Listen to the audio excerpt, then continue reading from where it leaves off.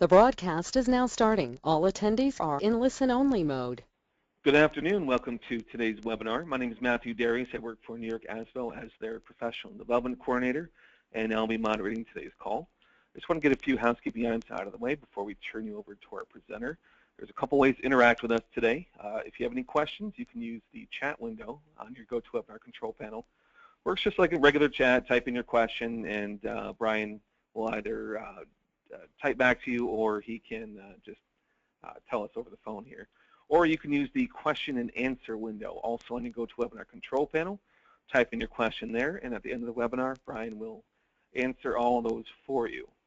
Now, if you have questions that you think can add, questions or comments you think that will add to the topic our presenter is currently speaking about, feel free to type those in right away.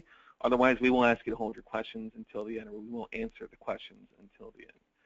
So today with us we have Ryan Cruz from SchoolDude.com. He's going to be talking to you about crisis management and planning for the mobile age. Brian, you want to do a brief introduction for us? Yeah, definitely. Thanks, Matt. Appreciate it. Welcome, everybody. Appreciate everyone taking the time out of their day and some time out of their lunchtime today to listen to the presentation, and hopefully we can definitely share some information and add value here. Like Matt said, my name is Brian Cruz. A lot of you may know me. I've been working in New York with SchoolDude for about 6 years. Been with SchoolDude for about 9 years total, and over those 6 years had the opportunity to work with many of the hundreds of school districts in New York on multiple topics and the multiple solutions that SchoolDude offers. Most recently, as you can tell, we've gotten into the crisis management topic, and obviously that's a big topic on everyone's minds nowadays. Unfortunately, kind of has to be, and so hoping to share some information and some things that I've learned by speaking with hundreds of school districts on this topic just over the past year. So that's going to be the focus. Again, my point of view is going to be coming from working with the BOCES and school districts and getting feedback and information, and there's a lot of things that I've learned over that period of time. You guys are on the front lines there, and I'm sure there's a lot of information that you have and knowledge that you have on the topic. So like Matt said, if at any point if I'm talking about something and you feel there's a piece of information or something that you'd like to share that's relevant to that topic, feel free to type that in, and I'll be happy to share that with the group. There's also going to be an opportunity throughout the presentation here to share information via poll, and so we're going to throw up a couple questions throughout the presentation. I highly encourage and appreciate feedback and participation in those polls. That's going to be great information, not only relevant to the topic, but also provide some insight for your peers and everybody on the call as far as what are other school districts doing, what are the challenges, and hopefully provide even more value there that I wouldn't be able to provide without your feedback. So without further ado, we'll jump into this. And also at the end, like Matt said, welcome any questions or comments. If I can't get an answer for you, I'll be glad to find that answer for you afterwards and get back to you on that. So, and as far as time frame, just so everyone knows, I know it's lunchtime. My portion will probably take 30-40 minutes, if that. So we'll definitely stay within the hour window, and then depending on comments and questions at the end, it should stay well within the 60-minute window. Just wanted to give everyone a heads up there. So great. So again, topic here we're going to be talking about is crisis management, planning for the mobile age. We all have mobile phones, smartphones, and this is just a visual representation of what a mobile platform could look like, and we'll talk more about this going forward here. And the next slide is just my ugly mug and my information. Again, I'm a client success manager here at SchoolDude, so I work with a lot of our clients in New York, and like I mentioned, this is definitely a topic that's on everyone's mind here. So, when we're talking about crisis management, emergency planning, knowing how to respond, having those plans, is really the base of it. Being able to quickly and efficiently react in a situation is really necessary. But how do we get there? You know, there's a lot of steps and planning that needs to be done in order to get to that point. And we're going to talk about some of that here.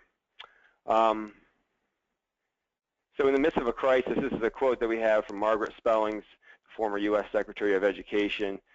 You know, the midst of a crisis is not the time to start figuring out who ought to do what at what moment. Everyone involved from top to bottom should know the drill and know each other. So how do we get that information in everyone's hands in an accessible, easily accessible format when needed? And that's something that we all need to be thinking about well in advance before that emergency situation happens.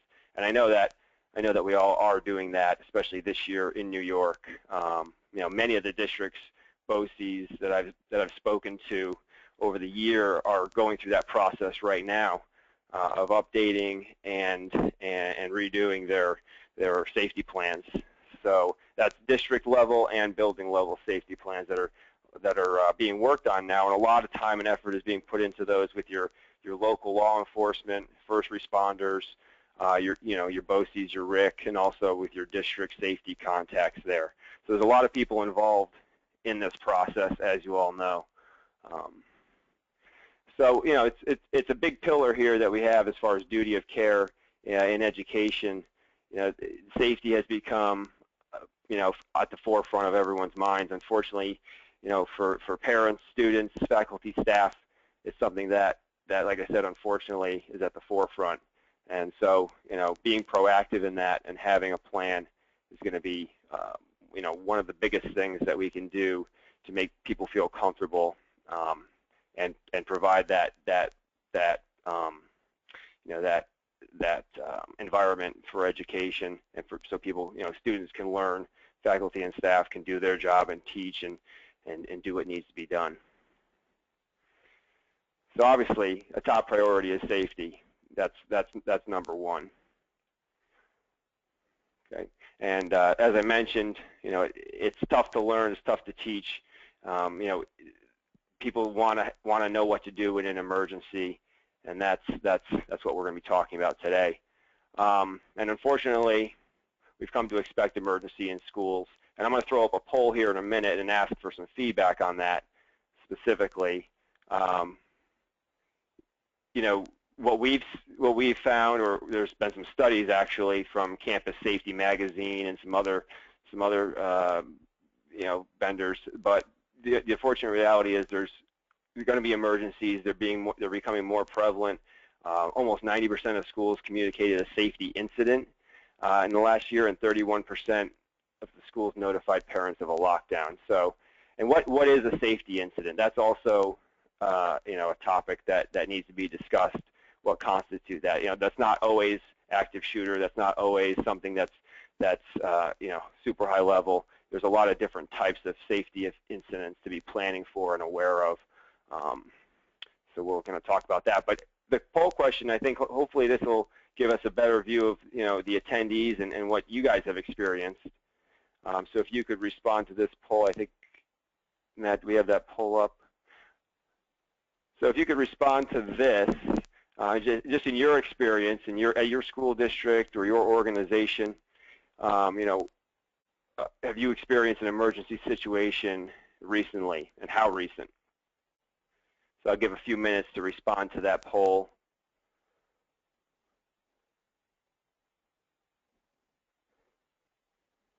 And I think this is important, you know, just so that we all know, hey, we're not alone. These things are happening. Unfortunately, they may not be, like I said, an active shooter situation, but there are emergency situations, incidents that are happening, and we need to be prepared for those. So a couple more minutes or a couple more seconds on that. We're at 75% voted. Okay, perfect. Okay. So let's see the results on that if we can, Matt. There you go. Let's see here. Okay, so I'm not sure if everyone can see this, but it looks like 31% of attendees reported an emergency situation in the past 90 days, 25% in the past 6 months, 13% in the past year, 31% say it's been over a year. So the majority, let's see, over 50%, almost 60% of the attendees have had something happen, an emergency situation in the past 6 months. So, that's pretty much on par with what I'm hearing. It's pretty rare that I speak to a school district, either at the district level or at the building level, that hasn't seen some sort of situation. And like I mentioned, there are definitely different levels and varying situations. Not everything is that worst case scenario. So, good. Okay. Well, I appreciate everyone's feedback on that. Hopefully that provided some good feedback to all the attendees here. Thank you very much. Okay, so as we talked about, most of the school districts, especially in New York State, I know there's something from the state that says you have to have a district and building level safety plans put in place now. Obviously, there's more detail to that. I'm just giving a very high level brushstroke of what that is, but the fact of the matter is, we all have to have these emergency plans and guidelines to follow. And from what we've seen, and definitely it's consistent across the board nationally, most schools are still using a paper binder, some sort of a flip chart, a grid, a map diagram. So those are the most common things that we see, and a lot of times it's in a paper format or hanging on the wall somewhere in an office, which is great. That's the way it's been for a long time. And that's great. That shows that the plan is in place, things are being done, and you have what you need if something does happen. Now, is that accessible to everyone? That's what we'll talk about in a little bit more detail, and how to get that more accessible to everybody. But that's the foundation, is having that information, working with your local law enforcement, with your BOCES to get those safety and emergency plans set. And like I mentioned, I would say pretty much every school district that I spoke to this year in New York is going through a process of reevaluating those, usually with feedback from their local law enforcement and from their local BOCES. Usually every BOCES will have a safety contact that will work with your district contacts on that. So, good. See if I can go. Okay. So as I mentioned, more often than not, those live on paper. It's been pretty kind of, I don't want to say comical, but I've been going to some trade shows and visiting clients over the last year, and I always ask now, especially I always ask, do you have safety plans? Obviously, that usually is 100% yes, we do. And then the next question I ask is, do you know where yours is? And unfortunately, a lot of the times, the answer isn't really what I was hoping for or what I was expecting. I've gotten a range of answers on that question, everything from it's in the trunk of my car buried under a bunch of my golf clubs and all this other stuff, or it's in my filing cabinet. Oh, and then they open the filing cabinet and it's not there. So it's definitely something that I've seen is lacking. Is just we have these, we've had them for a while, and maybe they've gone somewhere and we haven't used them, and then all of a sudden we don't know where they are. So that's going to be phase 2 is having those things accessible. And I know a lot of school districts and people that I talk to are definitely starting to realize that and starting to reevaluate the accessibility of those plans as well. But like I said, you're not alone. If your plans live on paper now, it's usually in a binder, a 3-ring binder, or on someone's shelf. And it may not even be at everyone's disposal. It may just be in the administrator's office, and only certain people have access to it for whatever reason, That's been historically the case because a lot of those plans have sensitive information, because usually there's only 1 or 2 versions, so they need to be pretty detailed. So we'll talk about that as well. So again, just to touch on that, as I mentioned, plans can only be put into action with quick access to the right tools. And that's exactly what we're going to talk about a little bit more, is the tools. We're not, there's vendors out there, there's partners that you can work with that are going to help provide tools, not necessarily tell you what to do in an emergency. That's stuff that you guys have put in action. That you guys are the experts on that, along with your law enforcement and your BOCES. But it's really just getting the tools that help you then disseminate that information in the appropriate way that are going to help you get to that next level. Okay, so, whoops, I don't think something disappeared. Oh, there we go. Okay, so there's some top items that are grabbed in an emergency, and this is consistent no matter who you are. You're always going to grab these things, and I think if I click next, yeah, okay. So you can guess what those things are. Obviously, your wallet, your purse, that's going to be one of the top things that you're grabbing in an emergency, and that's usually on your person. So if it's not, it's within arm's length. Another thing is those keys. You got to have keys. Hopefully someday we don't need keys. Technology can get rid of those as well, but again, those are usually with you at all times.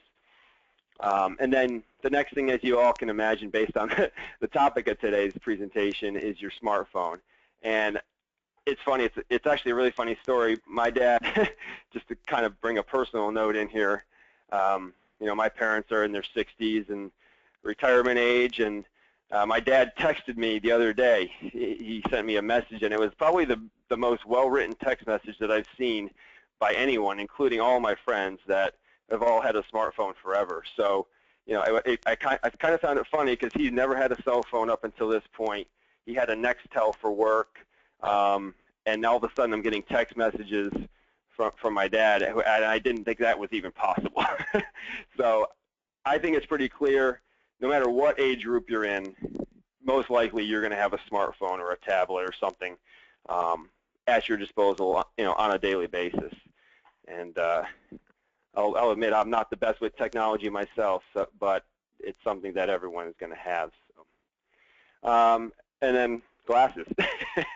So again, that's probably my dad there has the glasses, but even though it may be a challenge at times, people are using those smartphones and they're finding ways to incorporate them into their lives. So I'm going to get into some of these other stats here. There's a law of averages that we found. There's some research out there that say that emails are opened on average every 6 hours after being sent, if opened at all. So many of you and me included get probably hundreds of emails a day. So emails are kind of getting to the point where it's saturated, and a lot of people aren't reading them quickly, if at all. Text messages, better, 4 minutes.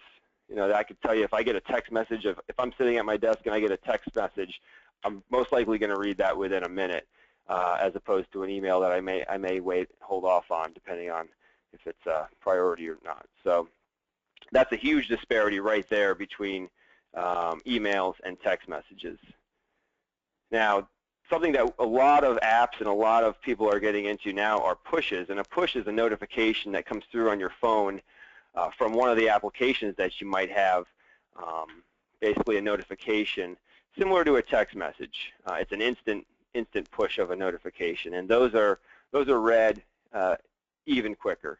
So, you get where we're going at. A lot of people, unless the information is accessible from their smartphone or on their smartphone or being pushed to them, the response time goes down significantly.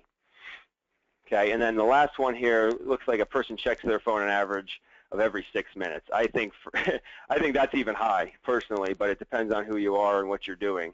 If you're someone who is on your phone, relies on your phone for work, obviously it's more. But the moral of the story here is you can rest assured that the people in your buildings, your teachers, your faculty, your staff, are most likely already using their smartphone for a lot of different things and getting a lot of information that they need from that smartphone. I'm getting more and more emails that say sent from my iPhone at the bottom of it, for example. People are even emailing and doing those types of tasks from their mobile device now. More and more, people are not at their desk at all times. Okay. So hopefully that gave a little bit of insight there. And obviously, as that slide alluded to, one of the major things that we all carry is that smartphone. So I'm going to throw up a quick poll here, and I've gotten various answers on this when I talk to clients in different school districts. But one thing that I really want to hear from you guys is, are smartphones provided by your school district or your organization? And I'll give a few seconds here to answer that and provide some insight.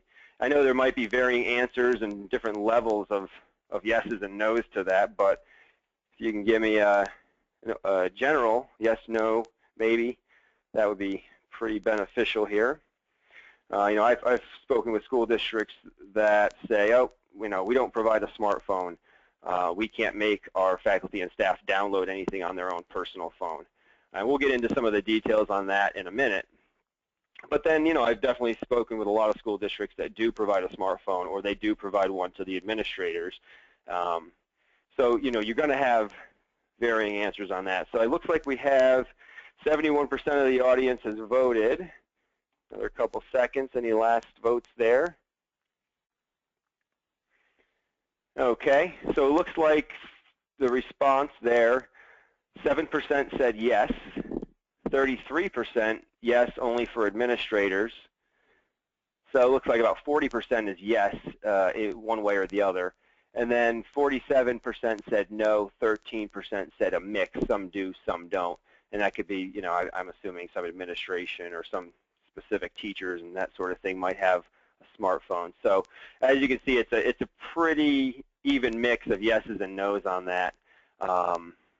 And like I said, every school district that I've spoken to over the past year is a little bit different on that and has an opinion one way or the other, whether it's their technology department that has an opinion on why they should or shouldn't, or the administration. So it's not my place to say whether you should or should not either. It's just, that's something that you want to know when thinking about rolling out a mobile platform for your safety and emergency plans.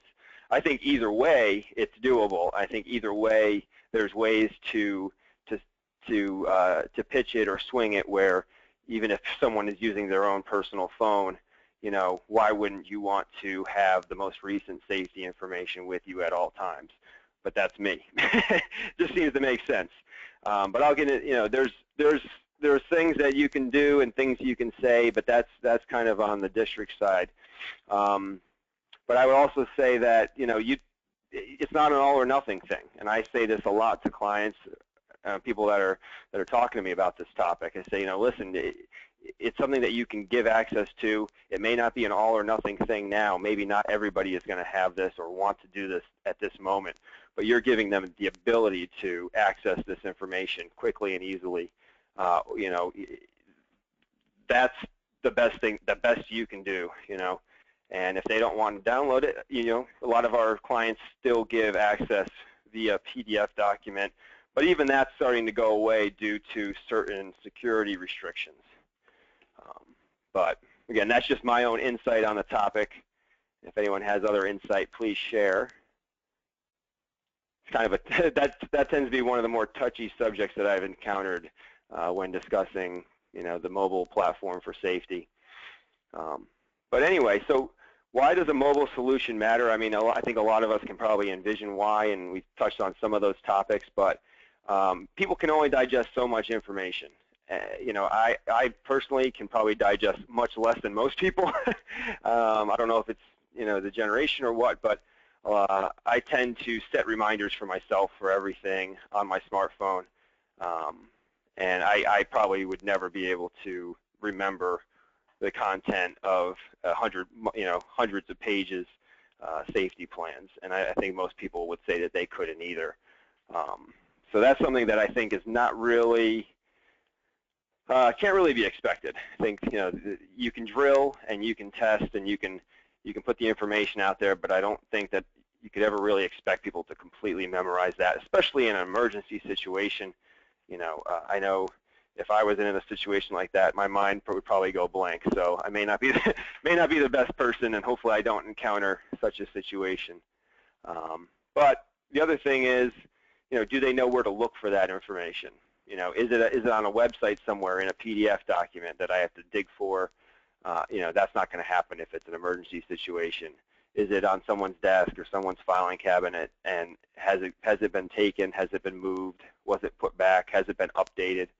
These are all concerns with the paper copy, and even the digital copy that's not you know, basically a living and breathing application. So there you go. With the application here, you can see that's kind of just a sample screen, but emergency notification text is a great heads up, and that's part of it. And that's one part of the mobile solution and why it matters. You're not going to the information. You're not going to the binder. You're not going to the PDF. That information is coming to you where you are when you need it. So that's you're going from that, hey, poll, I need to go get the information, to it's being pushed. And a lot of the mobile platform solutions that you may have looked at already or have seen has the ability to push out real-time notifications, which is another thing that we've seen our clients use a lot. You know, you can push notifications out. Maybe you're doing a fire drill. Maybe you're doing some sort of safety drill, or you're testing. You want to give everyone a heads up of that. Push out a quick notification. You know, hopefully you don't have to use it, but if you do in a real emergency, it's also a great way. Everyone's going to have their phone, like we mentioned. It's a great way to get information out to everybody quickly and easily through their smart device there. I think I touched, and you know, one thing that you want to look for if you looked at a mobile platform for this type of solution is that these plans are accessible even if the network is down. That's something that comes up a lot during my conversations with school districts is, you know, okay, this is great, but we're so used to having that paper copy. What happens if, you know, Armageddon happens and the internet towers are down and nobody has access to Wi-Fi? God forbid that happens, but it, you know, that always comes up in people's minds, and you have to think worst case scenario. You know, you want to make sure whatever solution you're using or whatever platform you're using for this is accessible even when Wi-Fi is down. And the way that can happen is if it downloads that information locally to your phone. You know, that way it'll be accessible even without the Wi-Fi there or hotspot. So you know, again, just to reiterate, 100% of the school districts I talk to have planned, or they're doing planning. They're doing that strategic thinking with their BOCES, their law enforcement. You've invested tons of time. You know, this is not a quick and easy process. There's so many scenarios, so many different laws and things that you need to be aware of and comply with. So once you have that information and you've prepared, now the biggest thing is making sure that that stuff is with them. They're empowered. They have that information, and it's in their hands. So what I want to jump to right now is just a couple different scenarios or different things that we've seen here at SchoolDude. Different things that might relate to faculty, staff, whereas some things may be more of an administrator situation, and then also responders. You know, like I mentioned, you're going to have different levels and different types of information that you want to make accessible to different types of people. From what I've seen up until this point with the paper copies, you know, a lot of that, it's really hard to do. It's really hard to make a unique plan for administration and then a completely separate unique plan for first responders. You know, it's hard enough to get one plan together, let alone, you know, tweaking it for other people and printing it out. That's an expensive and time-consuming process. And then, hey, once you have 4 different versions out there, what happens if you want to update it? You know, you have to print out 4 different copies. You need to make sure you get those to the right people. Make sure you take the old ones back or the old information out. So there's a lot to consider here. But what we've seen is, you know, there's a lot of different types of emergencies or scenarios. Everything from severe weather, fire, God forbid, active shooter, all the way down. You know, I always use bullying as an example when I talk to school districts. Do your teachers know what to do, how to react if one of the students is being bullied on the playground? You know, do they know the procedure? Are they uncomfortable? Do they not know how to react in that situation? you can have a specific, a specific plan for that, or a specific procedure for that, and that's not a little situation, So those are things that you want to take into account as well, not just the high-level emergency active shooter type of things. Accidents and injuries, those are things you want to make sure you have a plan for. How do we react? What's the time frame? Who do we report that to? Because how you react to some of those things, could really help you, or come back to bite you later on down the road.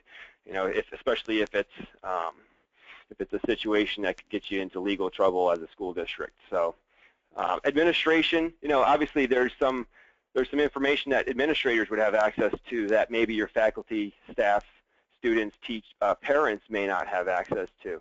So this kind of just shows you can have those different plans, you can have those different levels of detail, and tailor them more to the people that need to have access to them, which in turn makes it that much easier for them to access the information they need when they need it, instead of having to dig through a bunch of stuff that may not apply to them. And then you have responders. A lot of people don't think of this. You're tying in, you're working with those first responders, but do they have the information easily accessible for what they should do if something happens at the school district? And why not create their own plan so that they can have access to that no matter where they are? So hopefully that gives everyone a good idea of all the different types of situations that we've seen, and you can build in as many as you want usually with one of these mobile platforms. Another thing that I always touch on, and the feedback, it definitely varies on this, but do you have a way for those people in the buildings to submit an incident report when something happens? That comes up a lot, and this is just an example of an incident report that you could tie to a specific event or specific type of safety issue. I'll go back to the bullying one. If a teacher sees someone being bullied, well, you could have a plan built for that, shows them what to do, but also you could have a custom incident report usually that they could submit on the spot, and that would go to administration or whoever you deem that to go to. So, tying in all these different aspects, the safety plans, the procedures, and then giving those people in the buildings a way to communicate and report those incidents, no matter what it be. That's important that they have that outlet. So this is just an example of how you could have that report. A lot of them will show a location even. You can use GPS nowadays on the phone. Will pull in the location, and it'll usually pull in a lot of information for them. So, it's I would say light years ahead of filling out a piece of paper. Number one, that's prohibitive in the first place. I have to go somewhere, fill out a piece of paper in order to submit this. Maybe it's more headache than it's worth. Whereas something like this, it's going to be a lot easier for them. And usually, as we all know, if something's easy, the odds of it being used are a lot higher. And then I mentioned the GPS here, so that's just an example. A lot of the applications that we use today are pulling your GPS or your location, and that's all valuable information when you're responding or if you're in a safety or emergency situation or crisis. So I guess another question I wanted to ask, and I haven't had the chance to ask this too many school districts, but does your school district or organization have a formal process for the faculty and staff to report an incident? And when I say formal process, that could be anything, a piece of paper. I'm assuming a lot of people are going to say yes on this, but I just kind of, for my own curiosity, I wanted to see if this was something that has been paid attention to a lot, or maybe some people is kind of just starting to get to the forefront. 42% voted so far. Looks like it's all yes. So that's kind of what I expected, and I appreciate the feedback on that. I wish I could ask what the process was, but I'm assuming right now, if you're using paper safety plans, it's probably some sort of a paper form that they would need to get or they have access to at each school. And like I said, that's great.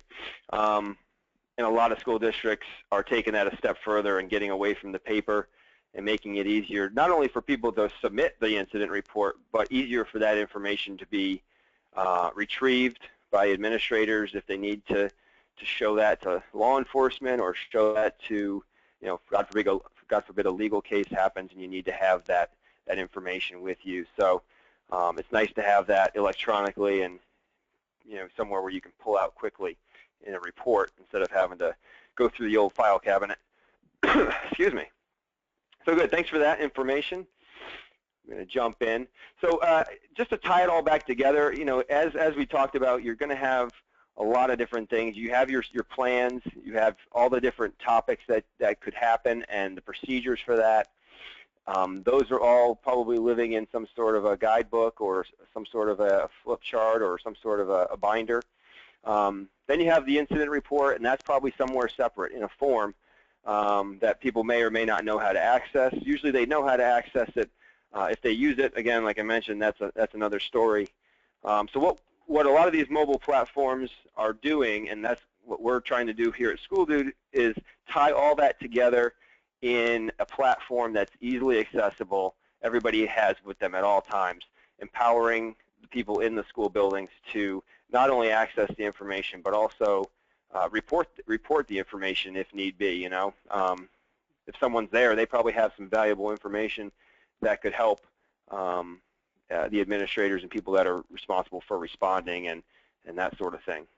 So we're taking those things, the posters, the documents, the floor plans, any kind of visuals that you want to tie in there. Contact information, that's a big thing. You know, your contact information, first responders, who do we call in this event versus this event, all that information you also want to tie in to the mobile platform so that it's quickly and easily accessible.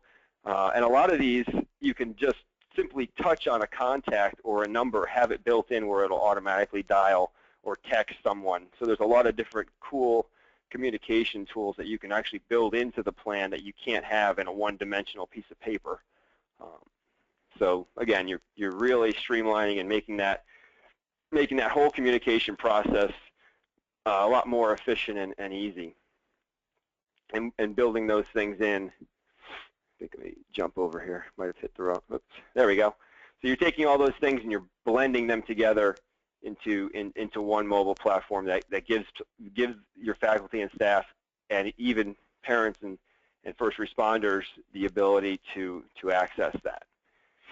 And again, it's up to each individual district as far as who you give access. You know, usually whoever you partner with on something like this is not going to tell you that, but they will work with you to set up the corresponding plans the way you want the information to be accessible. And a lot of these will have the ability to build out public plans, private plans, password protected plans. So in summary, and before I get to this, I wanted to mention one thing. You know, I'm going to touch on it as well, but you know, security is always a hot topic. And when I speak to school districts about this, and they say, "Well, sounds great, but is it secure?" You know, right now, I can say who's going to get that copy of that piece of paper. I can not give it to them, or I can give it to them. I know who's going to have that. I don't trust this mobile platform, and I'll talk a little bit more about that. You know, but there's different levels. You know, one thing that happened was I was talking to a school district, and they say, "Well, I have a PDF, and I give it out to this person, and this person, and that's it. And I know who has it." And I said, "Well, do you know what happens with that PDF once it's outside of your view? You know, do you know that piece of paper or that PDF could be emailed to somebody, it could be given to somebody, it could be stolen. There's a lot of different things that could happen with that, and really, it's kind of, paper is one of the more insecure ways that you can have any kind of information in a lot of respects." So when you're evaluating options on this, you definitely want to make sure the security is there, but just keep in mind, you know, probably 10 times out of 10, no matter what the mobile platform is, it's going to be way more secure than a piece of paper or a PDF or whatever it may be, whatever format that may be in at that time. And like I mentioned, a lot of these solutions are starting to tailor and have different levels of access. So in summary, a mobile platform will complement what's already in place. From my experience, they're very simple to set up. Usually it's a copy and paste process. That's another question that comes up. Is this something that is going to take me years to set up? And usually the answer is not even close. It depends on what level you're at with your existing plans, what format they're in.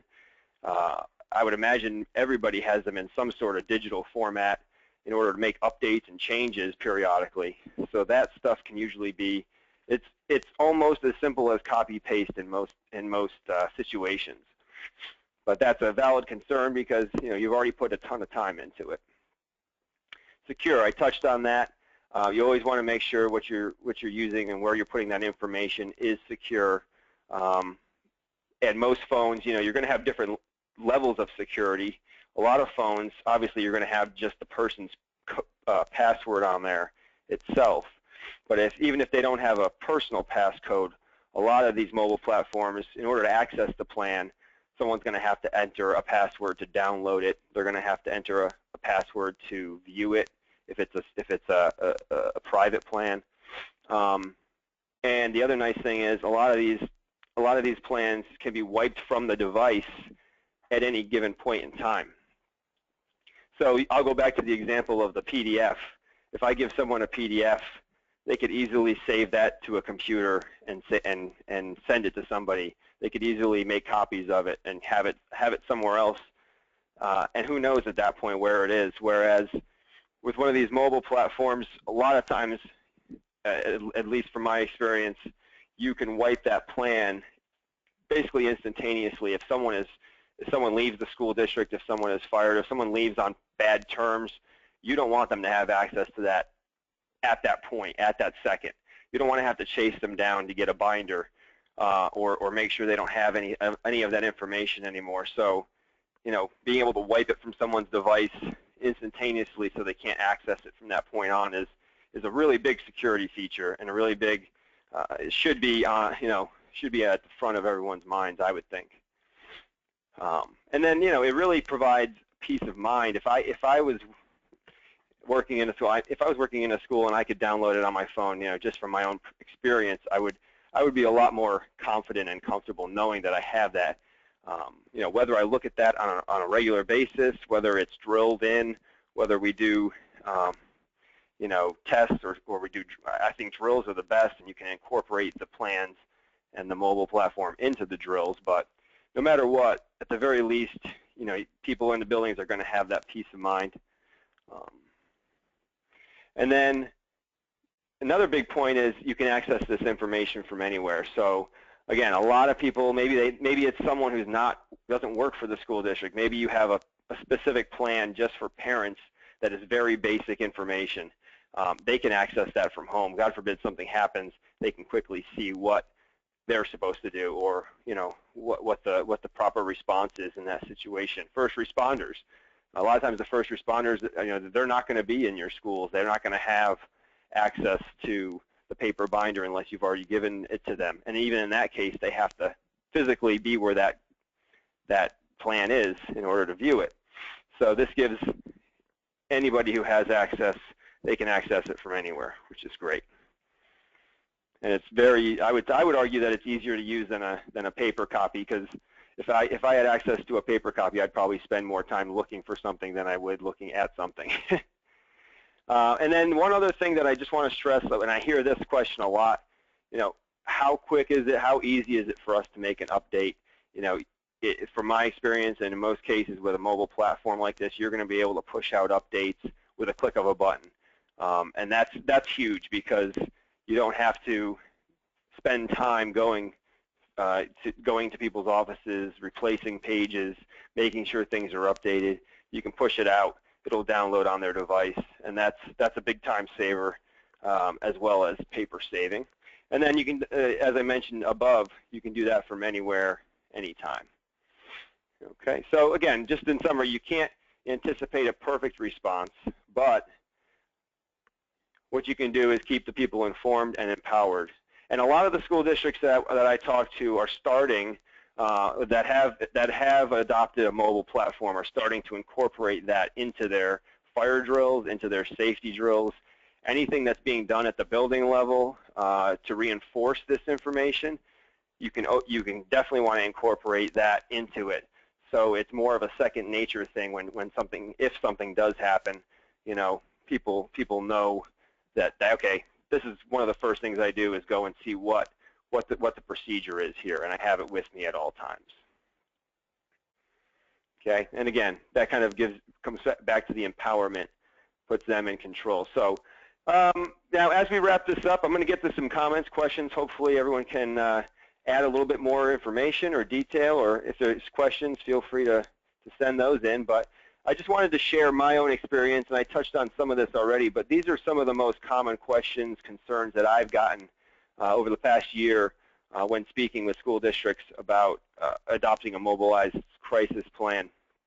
You know, number one usually is how secure is it, whether that's coming from the IT department, the BOCES, the administration. Usually that's on everyone's mind is, okay, this sounds like a great idea, something that we probably should be doing, but we just need to make sure it's secure. And it goes back to that, yes, you know, I don't know all the platforms, but I would say 9 out of 10 are, you know, going to be as secure as can be. You know, a lot of us do banking and a lot of things on our smartphone, and all that information is safe. So this is something that you can decide who has access and at what level.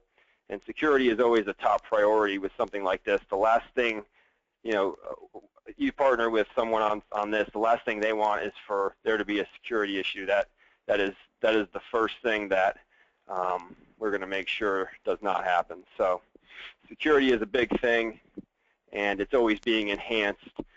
If the mobile solution is something that's web-based or being maintained by the company that you've partnered with, you know, most likely they're pushing out security updates weekly, daily, as they happen. So that's something that you know, usually your IT department wouldn't have to worry about, depending on who you've partnered with on this. Another question I get, let me go back. Can we have different plans for different groups of people, buildings, district-wide? Real quick, just to touch on this, yes. In most situations, depending on the mobile platform that you're looking at, you can build out different plans, and they could be by group of type of person. They could be by individual person. They could be down to the building level. I know in New York, all the school districts have to have a district-wide and then a building-level plan. And usually they're pretty similar, but there's some subtle differences, contact information, and some other things that are different between the building and district-wide. So that's another huge benefit, is being able to build those plans out. Is it available offline? Yes, in most cases it should be, and that's something that you want to look for. And then what devices are required? I get this once in a while, not so much anymore, but you know, again, just check with the solution that you're partnering with or looking to partner with. In most cases, I would assume that you could have any Windows phone, Android, iPhone, and it's going to be compatible with that. If it downloads locally to the device, we've seen it doesn't take up any more space than 2 to 3 songs would that you might have downloaded on your phone. So, you know, being that a lot of the information is text or photo, it doesn't take up hardly any space on the device, which is another great thing. Whether it's a personal device or whether it's a district supplied device, you really shouldn't have to worry about it taking up any kind of memory that is noticeable. Okay? And like I always say, if I have a choice between deleting a song from Beyonce or downloading a safety plan, probably I'm going to download the safety plan. Okay, so hopefully that was some good information for everybody and beneficial. I know we've had some good input, and I appreciate the poll responses there. I guess what I want to wrap this up.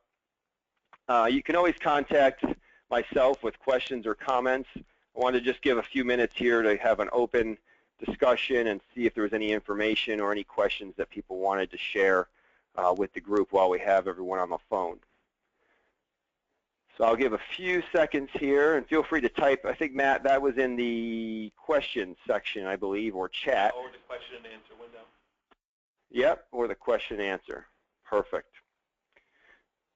And again, I appreciate everyone's time. That was some information just in my own experience and working with a lot of the school districts over the past year on this topic. But it's a never-ending discussion. It's a revolving topic, and it's something that, unfortunately, is not gonna go away anytime soon. So I think the more that we can, share information and discuss with our peers and work with our partners on this, it's going to be good. There's not really any reason for a school district to kind of be on their own island on this.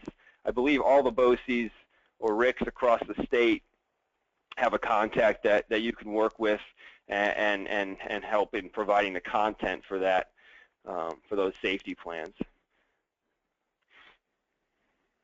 Okay, I don't think we have any questions or comments. John would like to know, how do you control who can download this information? Okay, great question.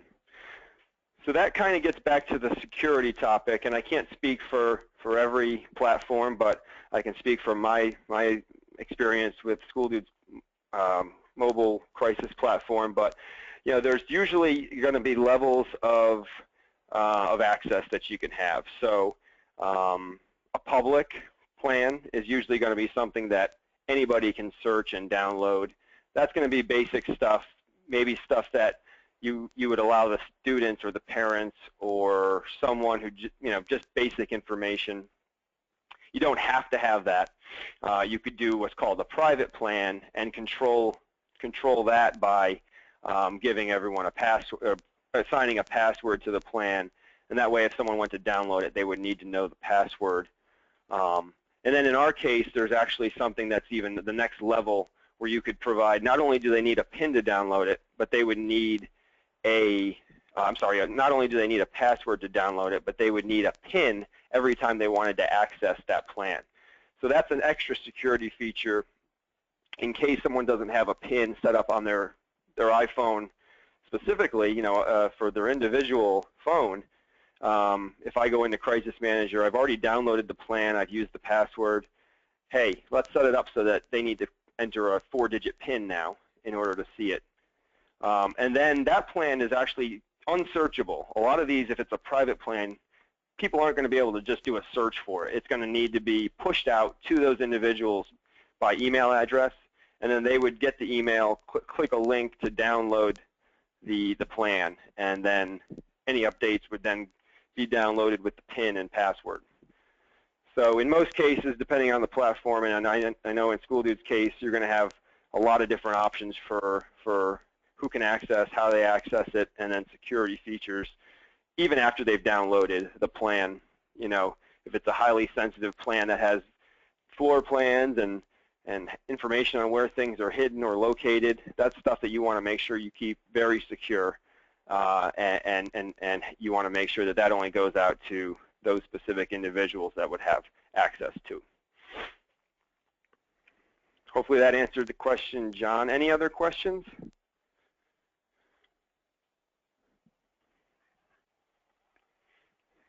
I think we're good, Matt?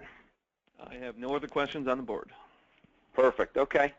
Well, like I said, if anyone has questions for me specifically or would like to get more information on SchoolDude's crisis management platform, you could definitely reach out. If you don't have my information, there's going to be a poll here, which I believe is the next slide there. And I want to thank everybody for their time. Thanks for joining us. Hopefully there was some good information that you received there. And like I said, if I can offer any further assistance or information to anybody, please feel free to reach out. My email is bcruz@schooldude.com. And then there's also a poll here. So if you'd like a copy of the presentation, if you'd like to speak further, or Yeah, that'll like actually come out as a survey after the webinar. Oh, okay. Gotcha. It'll go to their okay, email perfect. addresses. So. Gotcha. So there'll be a poll there. And great. And so again, thanks everybody for their time. We're going to unless there's any other questions, we'll go ahead and wrap it up. And hopefully everyone enjoys the rest of their day and is able to go grab some lunch.